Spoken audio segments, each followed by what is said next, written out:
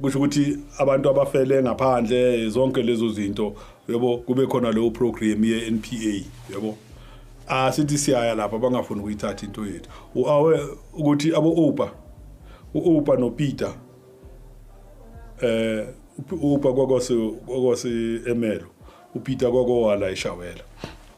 ukuthi labo bantu saze sathola into yabo after 28 years to get it right angithi babulewe amabhuna abangcwaba lezi rust Poppers funeral abalahlela nje emgodini bashiya la phelile ama terrorist bafile yabo siphila kanje siyazi ukuthi man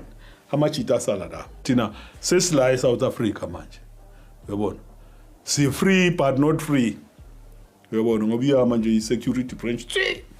yabo usathuthu ngelinye ilanga bangenela ngichathile ndoda ngisaceda kuchatha ngithi yabatenzani bathi hey